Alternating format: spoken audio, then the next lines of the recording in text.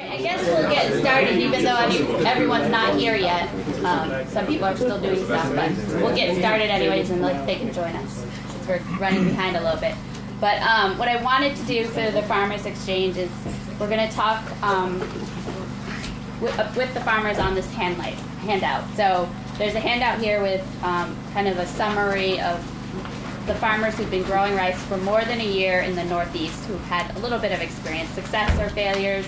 They could talk to you about that, but just some experience growing rice. And we want, I want to have those farmers who are present, who are in this handout, to come up, and I'll talk a little bit about the couple farmers who aren't here, and then there's a slide for each of the farmers that are here present, and they could talk for a few minutes, and then that should take about a half hour, and then the second half of the Farmers Exchange will be more of an interaction, so that you can ask the panel of farmers here questions, or they can ask members of the audience questions, and we'll have it interactive like that.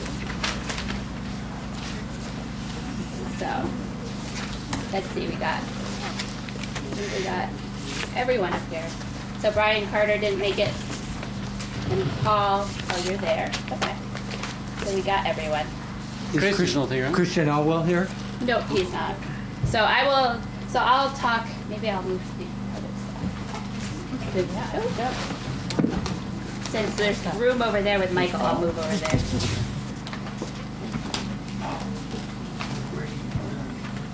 Newport, Rhode Island? Okay. So I'll talk first about Eric Andrus. He's in the Champlain Valley of Vermont, so up further north. His farm is called Boundbrook Farm, and he actually came last conference and talked a little bit about what he's doing, because he's actually trying to grow rice along with raising ducks and do that farming technique that Naomi talked a little bit about and other people have talked about that is more common in Asian countries. So he's trying that, and last year he had about 1 acre. This year I think it's about 2.5 acres, and he wants to do up to 5 acres. So he's probably the biggest operation we have here in the Northeast now. And unfortunately he couldn't make it today, but on this handout you have his contact information and all his information, so at least you'll hear a little bit about him and see some photos, and then you can talk to him. And then next one I have here is Christian Elwell. He is the owner of South River Miso, a miso company in Conway, Mass. And he's been growing a variety of rice called Dvorskin for 29 years, actually. He's been growing mostly dry land, but the last few years he's been trying to do the paddy rice and has been really excited. So that's his small paddy up there on the top left.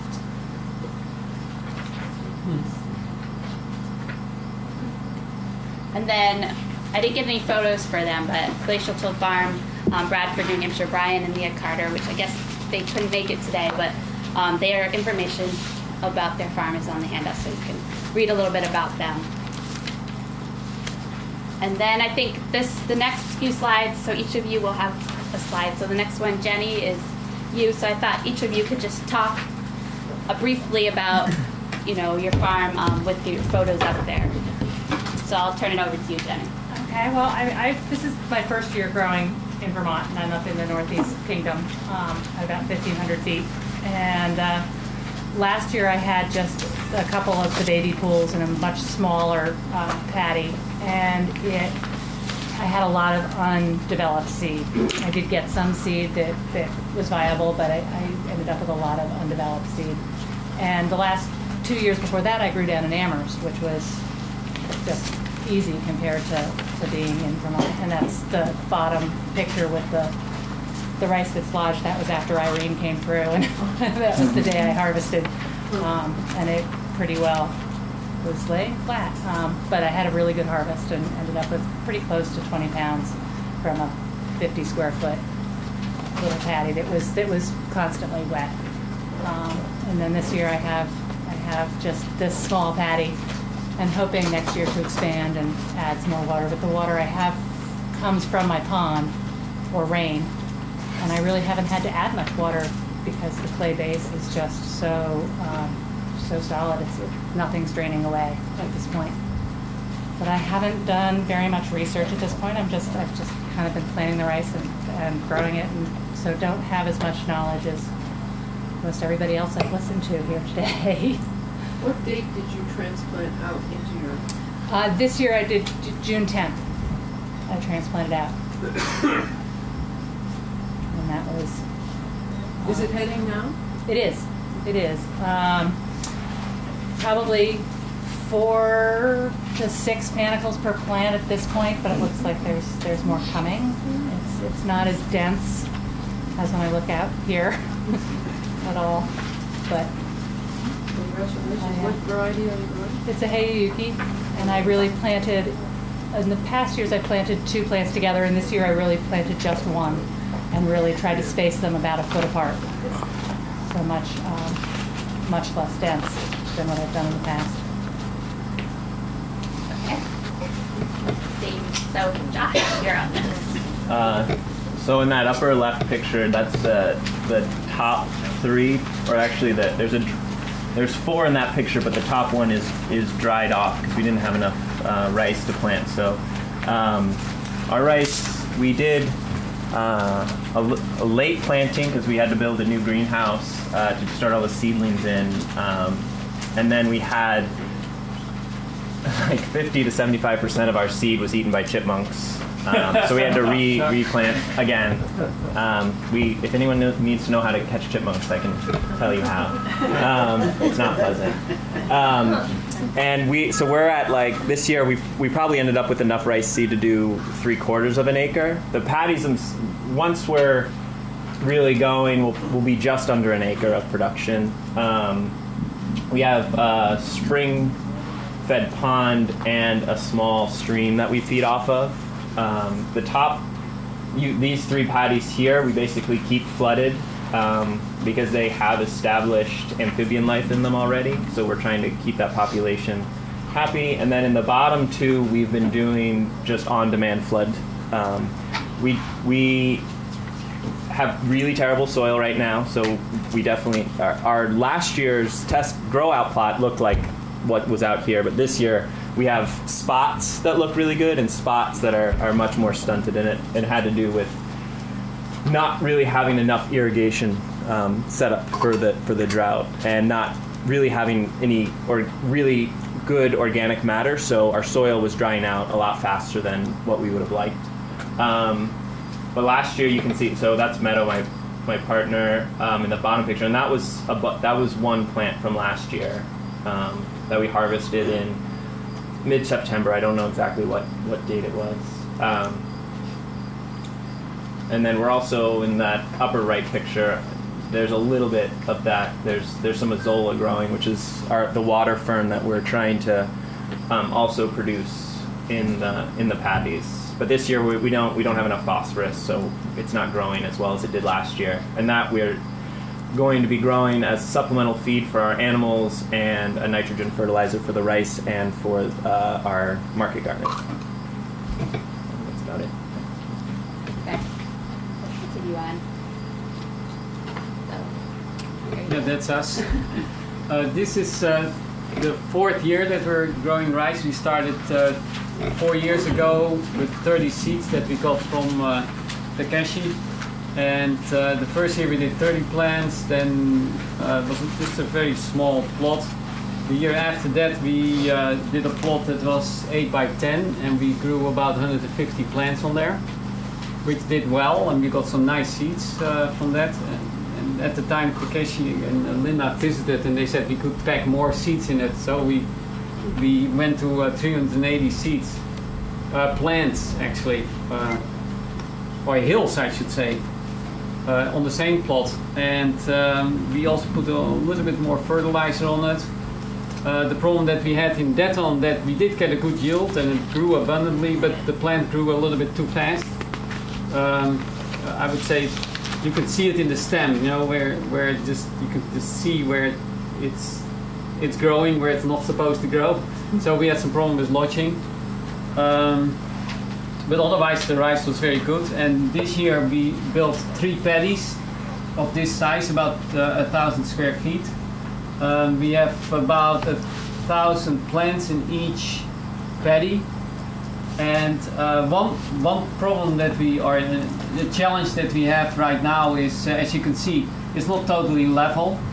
When you make a paddy this size, you really get into that issue of trying to get it level, which will be solved over the years. The paddy is not going to go anywhere, so over time we'll just get it leveled out. But one advantage is that some of the plants are always in at least this much water and sometimes this much water, and other of the plants just have little water or no water. And because we have that, we will be able to see at the end of the season if it actually made a difference in how the plants are doing. So I'm curious to see what we'll get out of it. We're growing the Hayayuki variety, most of it. Then we do some of the Arborio Stuttgart and Texas, and we're doing some of the Bhutanese red rice.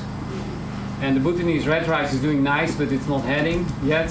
The Stuttgart and Texas, a few of the plants are starting to head, but they're much larger than the Hayayuki. And the Hayayuki is definitely heading at the moment. And one other thing was that the two upper paddies, we planted those around May 26th. And then because we kind of want to stick to a biodynamic seeding calendar, seeding taking into account in which sign the moon is in, we had a window of 3 days to plant the upper two paddies, but then we ran out of time, so we waited for a week until the moon was in the right sign again and planted the lower paddy, which also means that one of the paddies is a week behind. And it's kind of nice also to see how that compares to the other two paddies. So we're actually in that sense doing a few experiments at the same time at the moment. So curious. But one thing I also noticed is that I really would like the paddy to kind of be flooded all the time, because you get the frogs moving in, and then you try SRI, and then the frogs move out again. So it's, there's this mixed feeling that we have about it. That's great. We'll keep going on, and then we can have a whole question and answer thing at the end. So.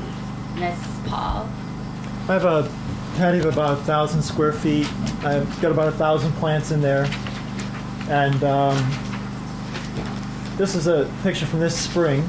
And that was some of my crop from last year, a kitamachi, a cold tolerant, hanging and drying. And that's it growing in August, I think, last year. And I didn't have a picture of my paddy in from this spring, but this spring it's the paddy is completely full. Last year was my first full planting. I planted 4 sections, and I put in Matsume, Yuki Hikari, Hayayuki, and Akitamachi. And I tried several methods. One, I did not weed at all. 2 of them I put in clay ball method with Fukuoka method, and I didn't get any germination from them. And I transplanted the others. One of the transplants in the non-weeded section, I didn't get any rice out of it at all. So I ended up with only one of the 4 sections giving me the kitamachi. And it grows under a canopy of maple trees, so it only has partial sun. And I calculated approximately 1,200 pounds per acre with that. This winter I put in amendments with seaweed and turkey manure over the winter and worked that in. And I have what I think is really excellent crop coming. I have Akitamachi, Duborskian, and Zay 733. I put the Zay 733 in 2 weeks later than the others. I started my rice in trays April 1st, and then May 1st transplanted it into the paddy. The Duborskian is already about 4 feet and is heading up really well. All the plants are heading up. The Zay 733 is running a little late on the heading up, but all the plants are heading up, and it looks good. So Great, that's great. Okay, I think we have one more, right? Michael. I think what you're looking at, which is 1,200 square feet with 1,000 plants, is completely the offspring of what Akaogi has been doing here. We live in the hills of Franklin County, Massachusetts, in a town called Shutesbury. Our house is at the bottom of a hill, and so our 4 acres of land, a lot of it is wet, and it's difficult to grow anything. And my son, when he was a grad student at Yale Forestry and Environmental Studies, told me about Akaogi Farm and told me to get on the website and find out about what they were doing. And that was close to 4 years ago now. And then the next spring, my son took me to a seminar that Christian Elwell gave on rice at the Small Farmer Institute, and I just found out that Glenn Roberts helped fund that, and which is good. And Christian gave me 7 Dvorskian rice seeds. And by the time the next winter had passed, Akaogi website had the 2009, I believe, it was conference proceedings, and I learned some stuff from that. And to this day, I do not know what ate those 7 seeds, but when I called Christian up and cried, he told me to come up to South River Miso, where I saw what you saw in the photos, and he gave me a 5-gallon pail with rice in it. And that got us a couple hundred seeds. And I kept coming back to Akaogi's website for inspiration. As you might expect in Shutesbury, Massachusetts, you know, what's that weed you got growing in that bucket, Mike, you know? And then especially the next year, when 2011, when I had 18 buckets in my driveway, 9 of which produced seed. The others were too late, and it was the same thing. Rice, New England, and I kept saying, yeah, go to the website. This people, Akaogi, are doing this stuff. And I think Cornell has something to do with it, you know? And then I came to the seminar last year, and the seminar last year was really a watershed, because instead of being, you know, not so sure, listen, have I fallen into some kind of crackpot, you know, crazy scheme, all these people here and seeing Akaogi's setup persuaded me, yeah, this was really something. And so my wife, God bless her, went along with buying 25 acres of very wet farmland in South Deerfield, Massachusetts. And you see, that's how we got the land at a price we could afford, because the guy who was selling it, you want this damn swamp, you know, half of it will barely grow corn, the other half will grow hay unless the fields are too wet to mow, which happens half the time. And he says, and then there's this damn spot, which is what you're looking at. And he says, nothing ever grows there. We can't grow corn, we can't grow hay. It is way too wet. And you see the hill in the back. And the guy who's been farming it for 10 years, who's rented it, who's a 3rd-generation farmer on that hill, believes there are springs. And this past July, as near as we could tell, the water table never got lower than 6 feet below the surface. There's a stream down one side of it, probably centuries-old drainage swale that goes through it, and the houses in the area, if anybody knows about septic systems, if you have a mounded septic system, that means the water table is too high to bury the septic system. And, you know, I just kind of put 2 and 2 together and thought, you know, it makes sense from what I learned here last year and off Akaogi's website, and from what some of the Cornell people were saying last year, that land that's too wet for most anything else might be real good for rice. And that's where dumb luck comes in, because I learned here today that apparently something you don't do is take seedlings and just put them in unirrigated ground. And that's what we did. And apparently it was so wet we got away with it. Then we made a basic mistake. We thought, oh, in the drought the weeds won't be a problem. Well, my son, his fiance, and I, and some folks called Many Hands Farm Corps, who help small farming people in the Amherst area. What you're looking at, by the time we weeded it, it was a good thing I had grown rice in buckets, so I could show everybody the difference between a rice plant and a grassy weed, because you could not find the rice plants. And what you're looking at there, and I don't know if you can see it, and I just learned today you call them panicles, the little things with the seeds that come up out of the stalk of the plant, and they're just beginning to come up. Now, last year in Shutesbury, I harvested the seeds that grow these plants on October 23rd. And that's at an elevation of 1,200 feet. This is 200 feet down in the Pioneer Valley in South Deerfield, Mass. So I am praying that we will get enough to go. And if you can see in the upper left, you see where there's trees and a little row of grass. That is the wettest part of the hayfield. And if we can grow 5,000 to 10,000 square feet out there, I would like to do it. And I'm indebted, I guess, to both Anna McClung and Susan, is it McCouch? McCouch, thank you. With a name like Pill, I try to be good. But anyway, what they've helped me understand is, good Lord willing, what we're going to do here next year is divide this 1,200 square feet into like 10 plots. And if I can get the seeds from Anna, we'll grow the Duborskian again and 9 other kinds. And what they've explained to me is a little bit of science, which I sorely need here, so we can see what variety will grow best. And I hope that isn't too long, but I figure I needed to be honest about, somebody up there must like, if they're, I believe what people were saying about rice spirits, because wherever they are, they must say, we want you to be able to do this. That's good. Well, it's great to hear a little bit from each of you, and I know we have, I think, almost a dozen farmers that have been growing rice for more than a year now, and I've heard of others that this is their first year and they're having success.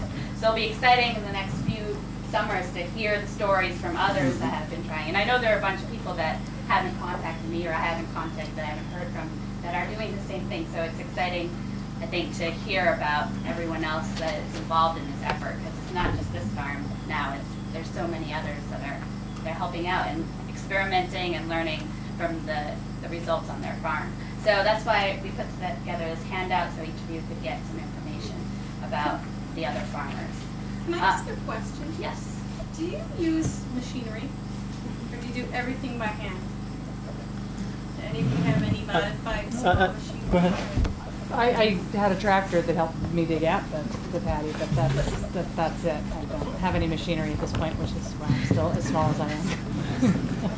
I made a small thresher, bicycle-powered thresher last year, but I'm just going to do it by hand. I do everything else by hand. There's something. I'm curious about this kind of thing. Yeah. I think I mucked up.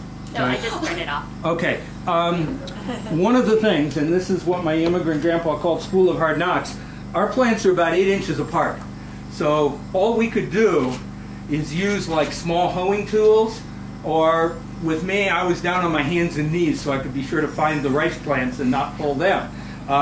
In my garden in Shutesbury, this is called a row hoe. I've got a bunch of copies of a 1932 ad for it. It was made from the late 19th century when they had wooden handles and cast iron sides. This is a 1950s one, galvanized steel handle and pressed steel sides. But this is from a time, and keep in mind, by the end of World War II, a third of the vegetables in this country were grown in home gardens. I mean, when I was a kid in Iowa in the 50s, everybody had a garden, everybody canned. My wife still does. And there was a tremendous amount of effort and manufacturing that went into hand-powered, high-speed tools. With this thing, and the reason, and also I want to thank Erica and Randy and some of the folks who've been explaining this SRI stuff to me, because next year we're going to plant these rice plants at least a foot apart. And last year I think it was Erica who had pictures of something called a Kono weeder. And when I got on the website and found out, well, okay, I can order them from Indonesia. No, this does much the same thing. This tooth wheel mulches the ground, and you can either cultivate it with teeth or cut the weeds if you turn it over, and this blade can be sharpened, okay? And, this is good old Yankee technology that was made for decades, and it died when the backyard garden died. These things, I've probably got half a dozen of them, different brands. Sears made one, other companies made them. You can buy them on eBay for somewhere between $50 and $150, depending on the condition and the type, and shipping is 20 or 30 bucks. But the thing is, and has anybody ever heard of a wheel hoe, Planet Junior? Yeah, sure. Okay, this is the wheel hoe concept. In other words, you can do, with a wheel hoe or a wheel tool like this, you can weed a row in a fraction of the time it takes you to do it with a handheld tool. It is productivity for the small grower, and if we're going to have, instead of 1,000 square feet, 5,000 to 10,000 square feet, I think this is going to be a key to being able to do it in a cost-efficient way. And again, I'm sorry to talk for so long, but I think stuff like this, you know, decades ago, everybody knew about it, and now it's lost. And the number of people look up on the internet, Planet Junior, Planet JR in parentheses, otherwise you get all sorts of stuff, or wheel hoe. Valley Oak Tools makes them, there's some Swiss company that makes them, and it's 100 to 150-year-old technology that is the key to what I think we're trying to do here. Thank you. So I don't know if anyone else is using machinery now. Well, we have a polishing machine that Yeah. I want to see if we can use it also for hulling, Okay. because that's a big thing. I know my parents, they have a pedal thresher here, and we have a dehuller, a generator powered dehuller. And then I know Eric has some equipment. He has a much larger scale, and he uses horses, so he has some combine kind of thing, harvester thresher, I guess, with horse drawn that he's using, or he's trying to use, I think. He had a transplanter as well. Oh, he had a transplanter. He had a This year transplanter that was first. really. Yeah. Did he get it to work? I never haven't talked to him since. Because it was in Chinese and he put it on backwards the first time or something. But he wrote a little piece on the website about Did he get it work? And it like in 2 hours or something, they did what would have taken them a week. Yeah. Yeah, so I think it did work. Yeah, the lines on this. Yeah. And something Glenn explained to me. Go ahead. No, I was wondering why his lines were not straight, but there was a rock there and it went like this, but if he has a machine, he must have gone around the rock. What Glenn explained to me, because something I've been worried about, if we get beyond the 1,000, 1,200 square feet is, am I going to have to buy a transplanting machine, like a pedal-powered transplanting machine from China? And what Glenn Roberts was explaining to me is that if you, like what we did, you're growing what he calls plugs, which is like little seedlings and little cells and trays.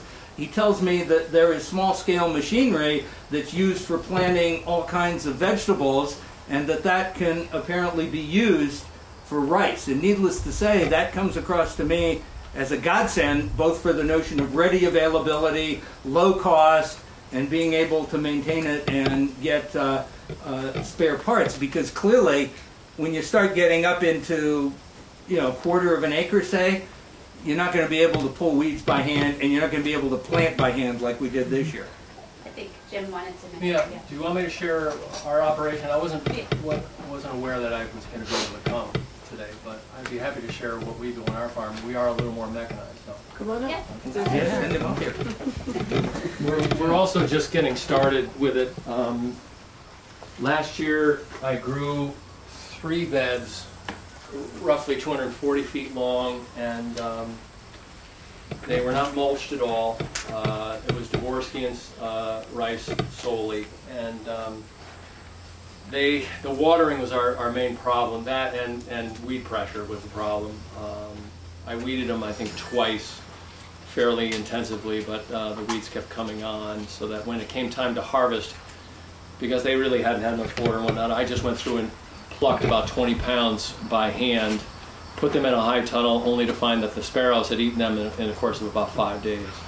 I happened to have just a little bit left over that I left on my desk, and that I used this year for doing our beds. This year we did a little differently.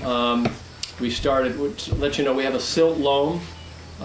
We started out at about a 1% organic matter level. This field now is probably averaging about 6% organic matter, simply from the amount of compost, leaf mold we've added, as well as organic mushroom soil, and also cover cropping of different legumes and buckwheat and rye.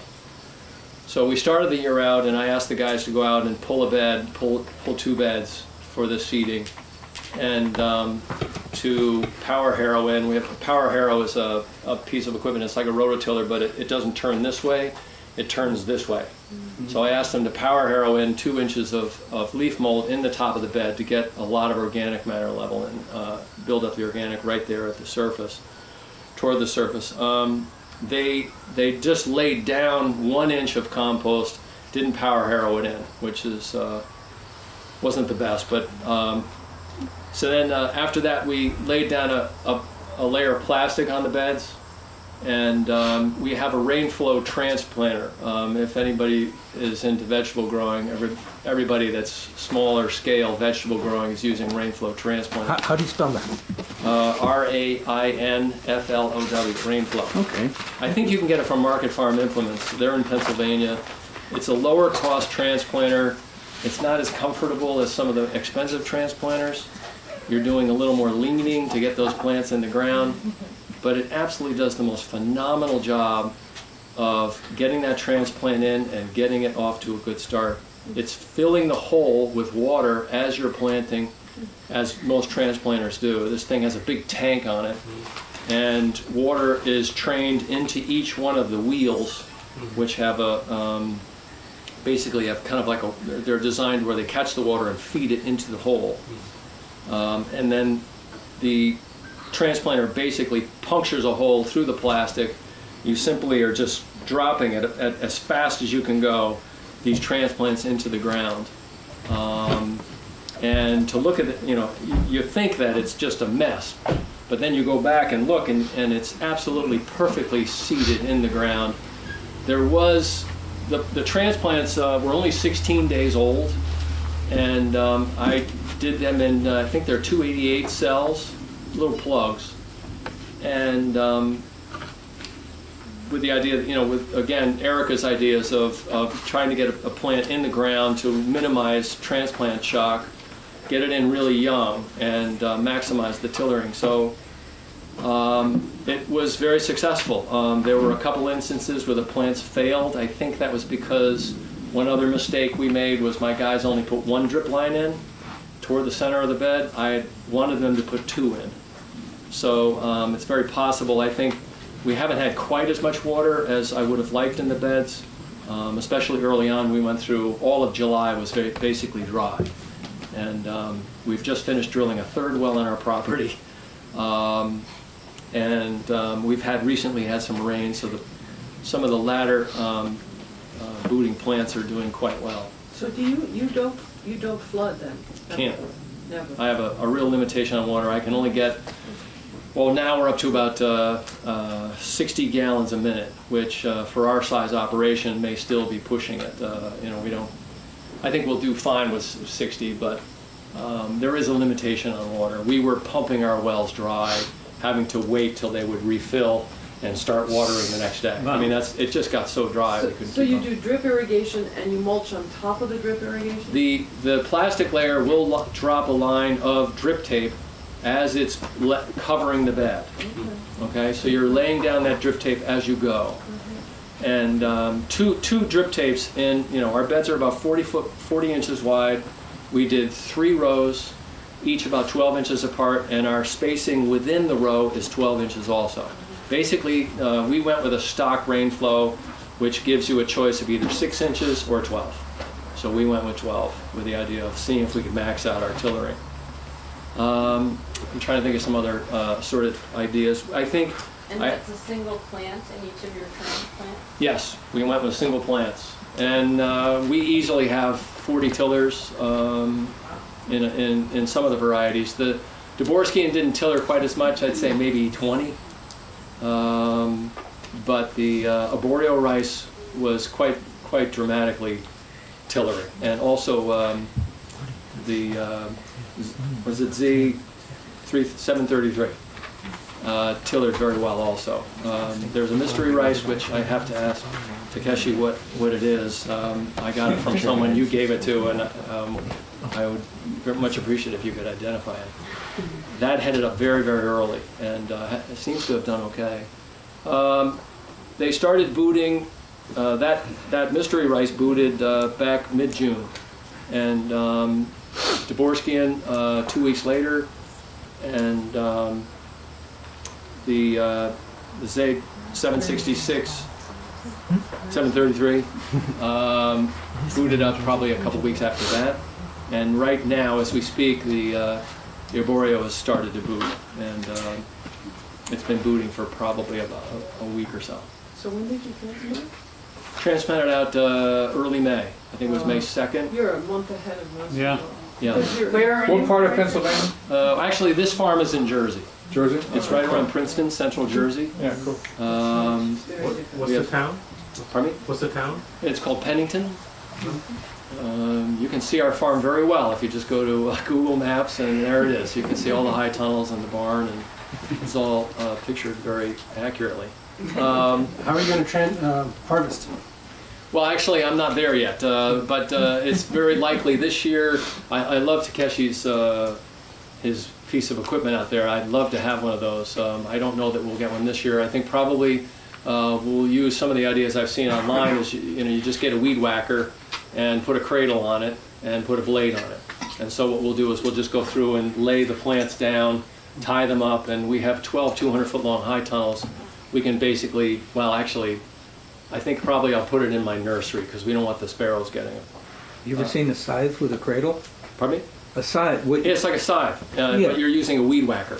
Why? But you mean a weed whacker? You have to swing, right? Well, No. if you go online, actually, like you'll see scythe. these things. It's the same principle as a scythe. It is, and it works brilliantly if you look at it online. Like the ancient scythe with the grain cradle in. Yeah, my guys are pretty good in the shop. They can weld something together for me, and it'll just lay it all down. I think. Trying to think if I've left out anything. This year, again, water was a problem, so we probably have some limitation in our yield from the lack of water, especially with Dvorskian. And next year, I hope to expand it. I'm excited at the existence of a product called Biotel, I think, Biotello. It's a corn-based, non-GMO corn-based plastic that completely biodegrades. It doesn't need UV action at all. It just biodegrades in your soil. And I don't know that I would do this idea if it weren't for that stuff. It costs anywhere from $400 to $600 an acre. But I think that's probably reasonable if I can get $10 a pound. How do you spell that? How do you spell your name? I think it's Biotelllo. It's European. It's been certified organic in Europe and as well as Canada. It's not really approved now. Pardon? I think it was. I don't think in so. Not yet. No, for New York allows it. So, in Vermont, you're not allowed to use it. Yeah. Interesting. Okay. It sounds like you're suitable for vegetable growing, and I wonder why you do rice. Well, this is, well, first of all, I was into macrobiotics for a lot of years, so that kind of That's it. brings me in that direction. But the other thing is, I heard Wes Jackson talking a while ago, and he was talking about how, bemoaning the fact he's speaking to a group of sustainable farmers, but they're all growing vegetables. And calorie-wise, the vast majority of our calories are coming from completely non-sustainable, breadbasket farms that are completely unsustainable in his mind. So of course he's doing his whole thing at the Land Institute with polycultures of perennials. But I took that to heart also. To me also it fits in nicely with the rotation. I think it's a very different type of crop. And I've got the equipment to grow it because I'm a vegetable grower. I've got a bed former, I've got a plastic layer, I've got a transplanter. All I need now is to be able to harvest it and process it, and none of that equipment seems that hugely expensive.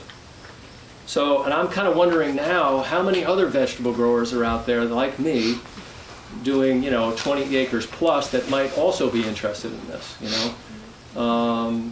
Then last week I went to the Maine for the bread conference.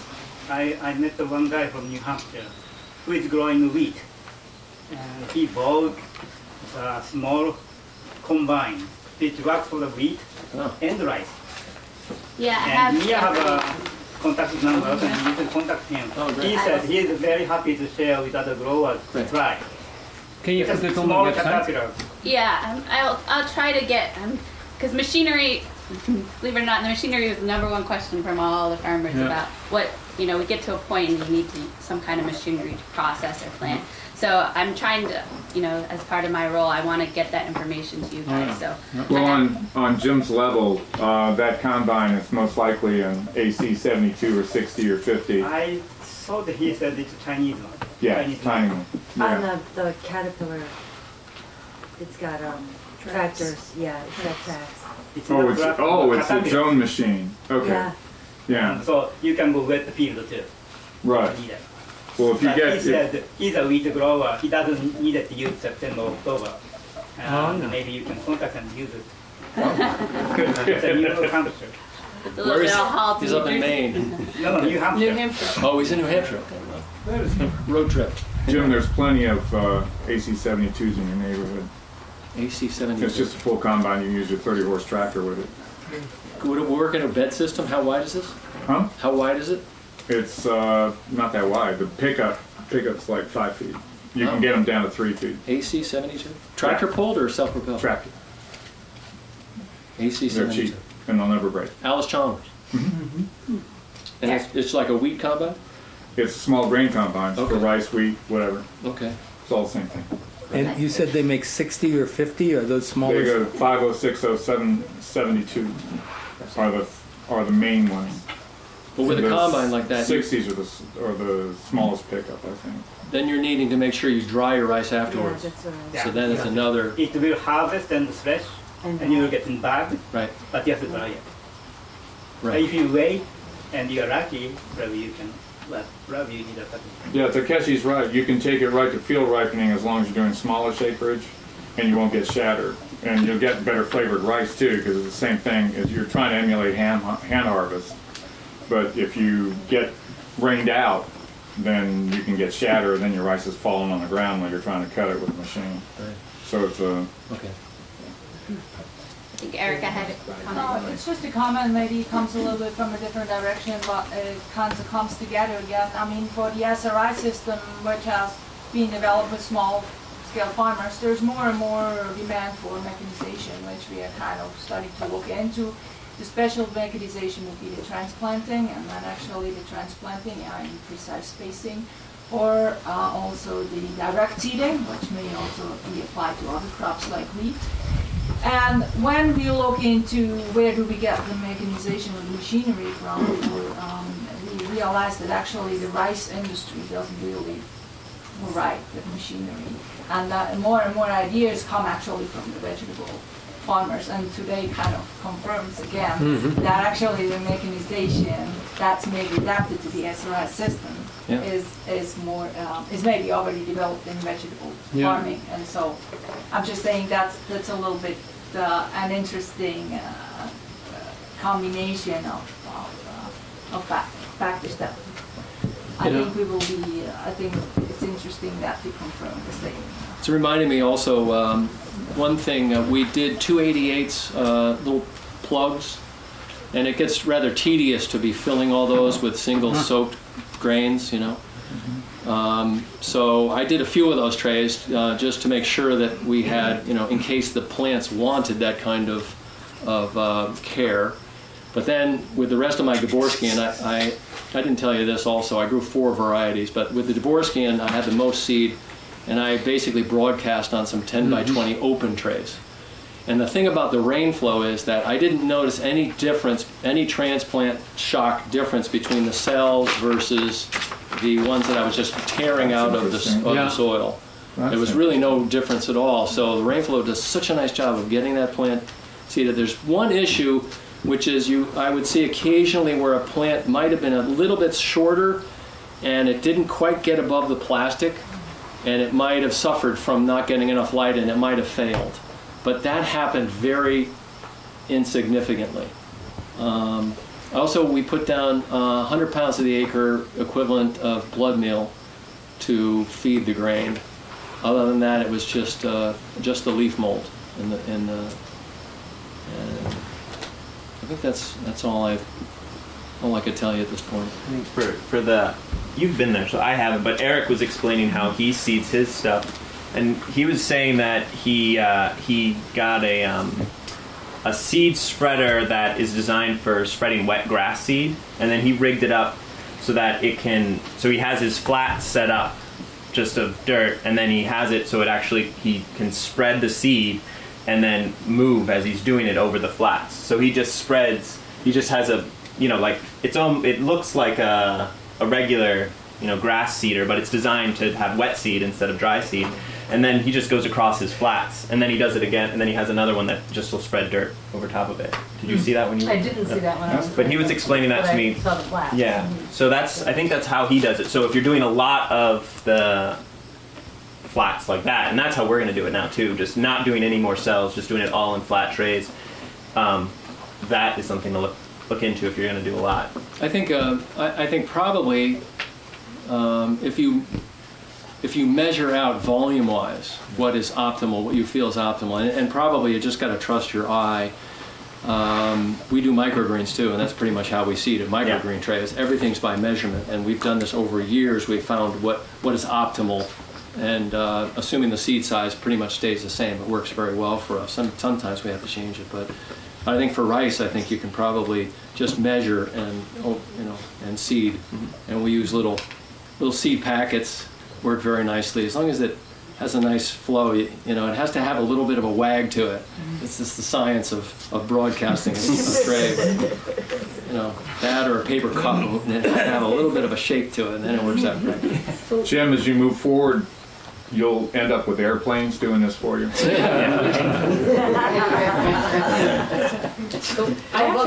What we did is, how we seeded is like one seed in like, you know, we were really measuring, right? And after 2-3 trays we have, we're gonna do that. And then we go like this, right? Yeah. But the ones we did like that are the best plants now. They're the best plants. They get the most. The ones where you gave them the most care, you mean? Well, I think that's the thing about the rainflow transplanter. With that water going in, and you look at that transplant, it looks like perfect. It looks like it was there. You seeded it, direct seeded, and the grain just came up. That's the nice thing about that transplanter. And I grew the first year. I hands transplanted a row, and then that's all I could do, and I had to wait. But meanwhile, the transplanter was delivered to us, and my guys put it together, and we got it in the field. And so we did a week or so later, probably a week and a half. We did the second seeding, and long story short, the second seeding, even though the transplants were much more stressed, I mean, they looked like they were half dead. Because of the watering that the transplanter did and how it's really got that plant in there, those transplants did much better than the first batch. Do you transplant with fish emulsion too? We didn't this year. Wait a minute, let me think. They might have put some in. I think they did. They might have put a little bit in, but not much. The soil temperature isn't different? I'm sorry? First planting and second planting. The temperature of the soil.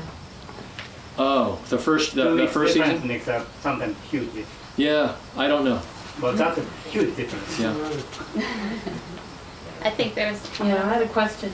Because I didn't know that you were supposed to soak rice seed. It was all news to me. So I did all my rice seed dry this year, and I had very, very, very excellent germination of my rice seeds. I'm going to say like over 95%. Do you know how long what was your seed time versus? I didn't get my outside? seeds until the 1st of June.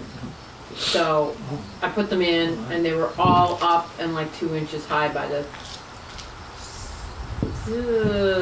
I'm going to say like 18 days later. Was it on a heat tray? No, it was outside. It was outside in my transplant garden because it was already way past frost. I mean, it was a month later than I would have started them if I'd had them sooner.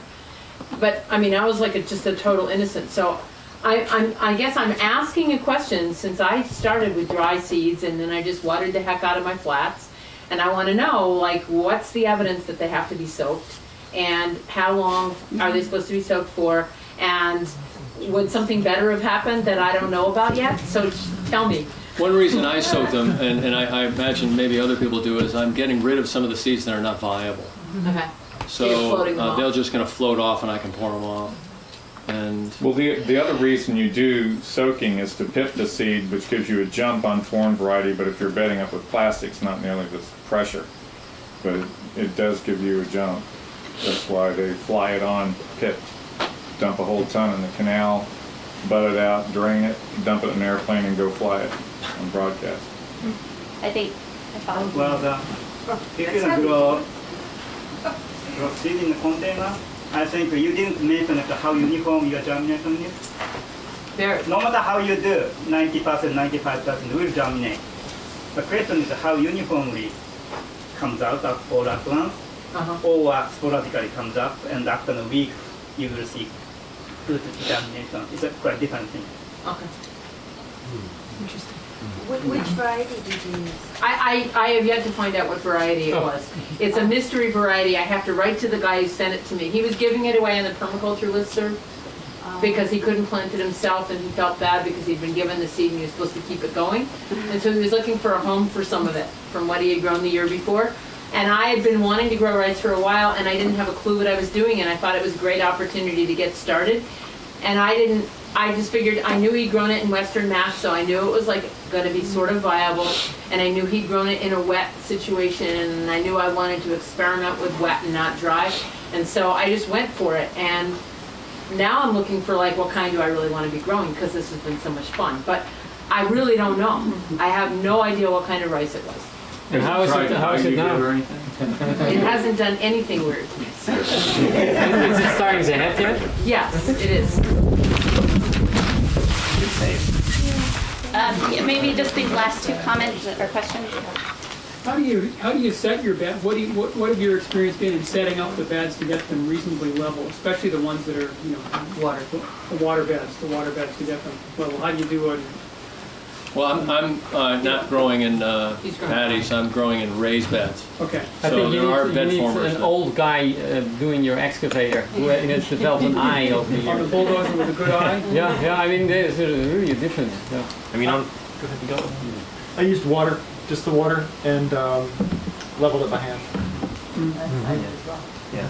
On the big one, we just had, we made, to do our terraces, we went out and did contour lines, and then we made a bench grade across the top of the patty, which is just the perfect, a level line that we want the rest of the patty to be on. And then we set up our laser level, and there was a guy, the excavator, who was a really good excavator, and then me with the marker, and we literally went from that bench grade, and I would check, as he went. And this year, and then you can go through and fill it with a little bit of water, have them puddle it, and then you get that small amount of precipitate come down, and then you can smooth it out like we saw in the picture with the mule and stuff. But on the small one, we just used a board with a level. So you did it with a dozer though? We did it with an excavator. Yeah.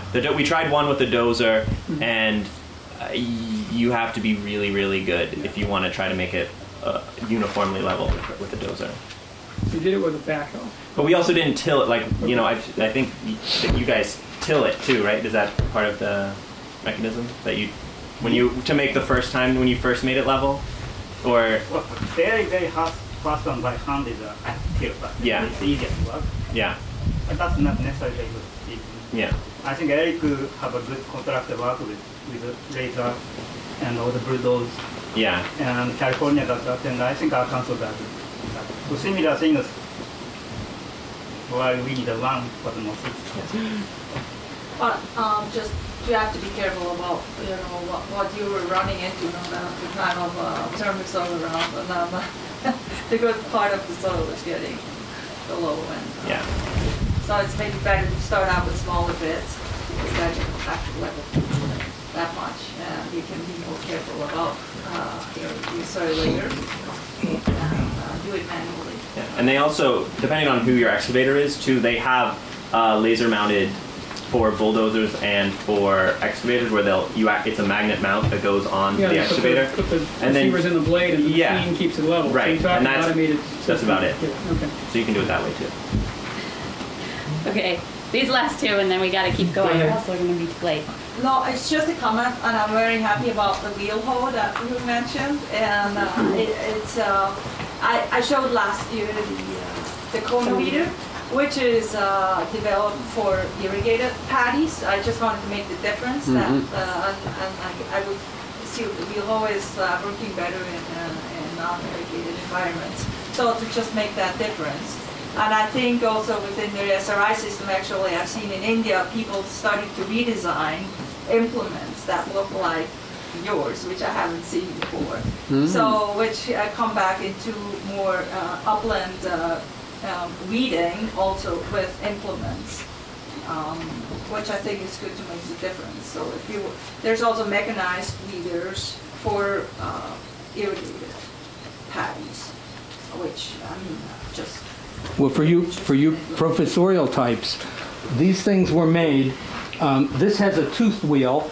I've seen them with straight blade wheels. The blades are offset. In other words, as they go around, they don't go like this. They kind of, in other words, am I making sense? This end is hitting the dirt first, and then this end kind of digs into it. And so there's that design element. They were made with 3 and 5 teeth. I've got one by this company where somebody took off the back 2 teeth, so they only had 3.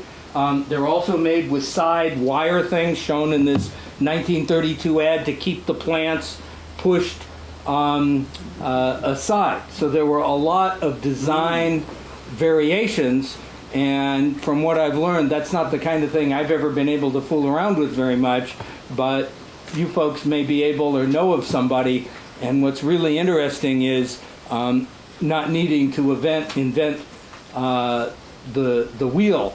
Again, like the Planet Junior, if you can get your hands, and I've got some, they're sold on eBay, a turn of the century or 1920s or 30s catalog. It was like simple cast technology. They could make them anywhere in Asia, and they had many, many different attachments that would screw on, and this was just one specialized tool. Okay, just one last. I just wanted to say that there's one or several groups of rice growers that aren't represented here. I don't think, unless there's somebody from the Plymouth Rice Co-op in New Hampshire.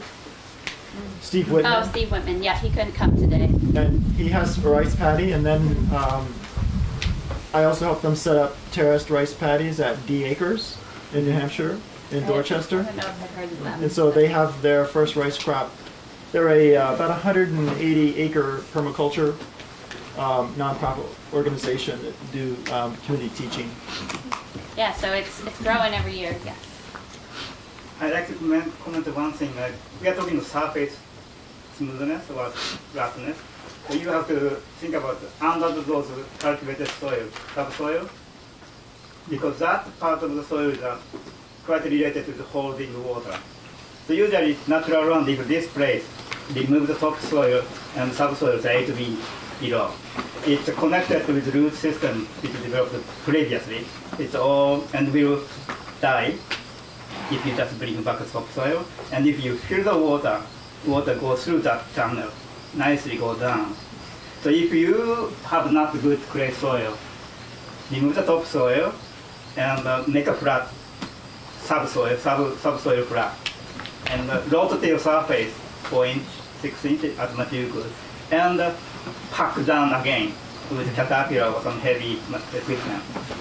Seal all the hole, then back the topsoil. This makes a huge difference about holding, I would say, ability of holding water. With a half the amount of water, if you can keep going for a year, it's a huge amount of difference. So if you have a chance to construct by yourself, be careful about this subsoil and have to be as flat as possible for the big machinery going smoothly and destroy all the channel. Which you can go as deep as possible if you can, but usually 4 inch, 6 inches is sufficient. That's what we did, right? Just as an aside, yeah, we took it off. I was going to say, as an aside, if you don't have a big heavy caterpillar to use to mush down the soil, a few pigs will do the same thing. Put it in. Nice Or and a tight. few pigs with kind of wet conditions, they will mix with water and soil and make a tight clay wall, I think, then back to soil.